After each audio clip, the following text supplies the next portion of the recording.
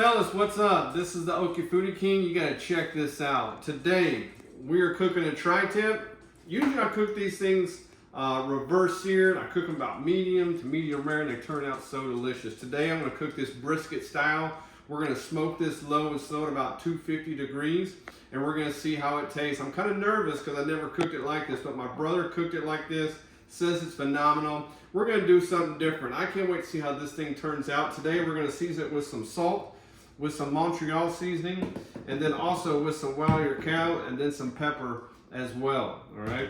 And then if you don't know how to measure or how to gauge where your meat is, this meter is really good. It's a meter thermometer. Is what you do is you kind of put that in right here, and it goes right in the thick side part of the meat. You can put it in, and you have an app on your phone, walk away, and then you can it can tell you exactly what temp your meat is at, all right? So first, now let's get to our seasoning, show you how that works.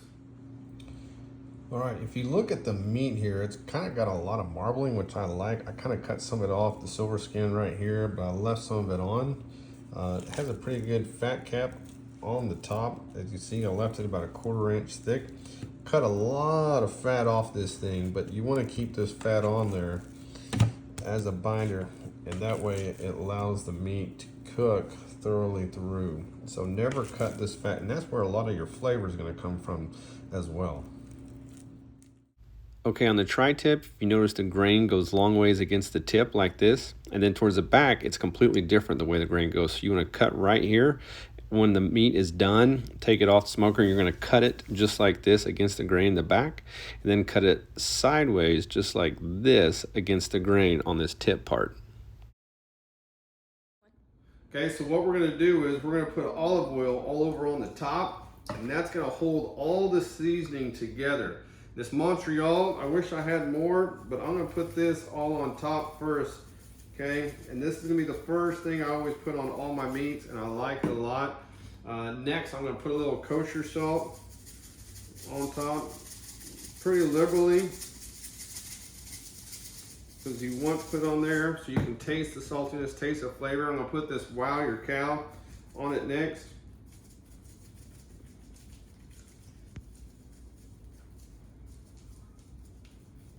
Okay, and then next I'm gonna put some pepper on top, okay, just like this. You're gonna do the same seasoning process on both sides.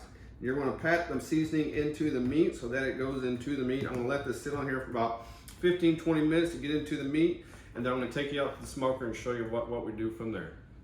Stay tuned. Okay, I'll be using my pellet smoker today. It's a Camp Chef Pro DLX 24. If you don't have one of these in your arsenal, I highly suggest a pellet smoker. It completely does the job in anything you need. Okay, the tri-tip has been seasoned. I'm gonna put it in the middle of my smoker, fat cap up, and let the smoke do its work. We'll check it here in a little bit. All right, so we took it off the smoker. It reached about 160 degrees. It's been going for 2 hours and 40 minutes. Now this is weird because I usually get this thing to about 120 degrees. I take it off, then I sear it fat cap side down, and then sear the other side, and I'm done. But this is at 160. So as you can see, I got my thermostat in there. Okay, I got butcher paper, so I'm going to wrap it in butcher paper as best I can to try to hold that thermostat in there. Okay, so I'm going to wrap it up just real tight, just like this, and I'm going to get it back out on the smoker. Okay, I'm going to put it out on the smoker until it reaches 205 degrees, and I'm going to take it off. All right, so I'll be right back. Okay, after it's wrapped, set it in the middle and forget it.